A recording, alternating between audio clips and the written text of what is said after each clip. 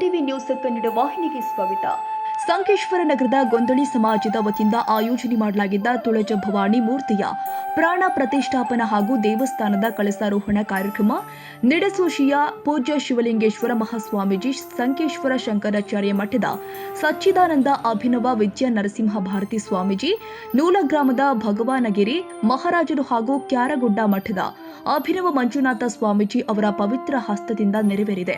ಬಳಿಕ ಕಾರ್ಯಕ್ರಮ ಶ್ರೀಗಳಿಂದ ಮತ್ತು ಗಣ್ಯರಿಂದ ತುಳಜ ಭವಾನಿ ಪ್ರತಿಮೆಗೆ ಪೂಜೆ ಸಲ್ಲಿಸಿ ದೀಪ ಪ್ರಜ್ವಲ ಮಾಡುವ ಮೂಲಕ ನಾಡಗೀತೆ ಹಾಡುವುದರ ಮುಖೇನ ಕಾರ್ಯಕ್ರಮಕ್ಕೆ ಚಾಲನೆ ಕೊಡಲಾಗಿದೆ. ಕಾರ್ಯಕ್ರಮದ ಪ್ರಾರಂಭದಲ್ಲಿ ಸಾಧಕರಿಗೆ, ಗಣ್ಯರಿಗೆ ಹಾಗೂ ಶ್ರೀಗಳಿಗೆ ಸತ್ಕಾರ ನೆರವೇರಿಸಲಾಗಿದೆ.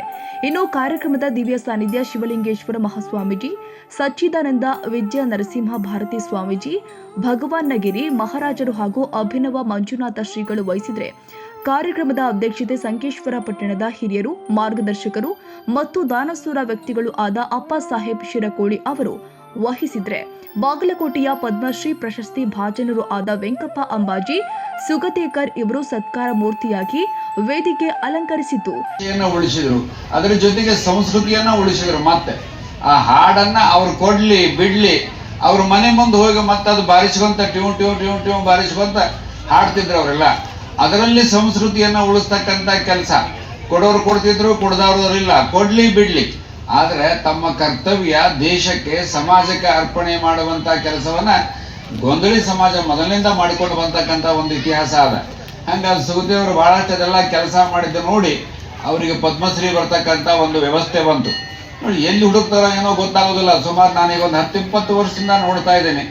ಏನು ಈ ಪದ್ಮಶ್ರೀ, ಪದ್ಮಭೂಷಣ ಇವೆಲ್ಲ ಸಿಗ್ತಿದ್ದು ಮೊದಲು ಯಾರ್ಯಾರಿಗೂ ಸಿಗ್ತಿದ್ದು ಎಲ್ಲ ಒಟ್ಟು. ಈಗ ಯಾರಿಗೂ ಗೊತ್ತಿಲ್ಲಾರ್ದರು ದೇಶವನ್ನು ಉಳಿಸಿದವ್ರು, ಸಂಸ್ಕೃತಿಯನ್ನ ಉಳಿಸಿದವ್ರು, ಜನತೆಗೆ ಕಲ್ಯಾಣವಂತ ಮಾಡಿದವ್ರು, ಅಂತವರನ್ನ ಹುಡುಕಿ ಕೊಡ್ತಕ್ಕಂಥ ಕೆಲಸವನ್ನ ಏನು ಮಾಡಿದ್ದಾರೆ, ಇದೊಂದು ವಿಶೇಷ.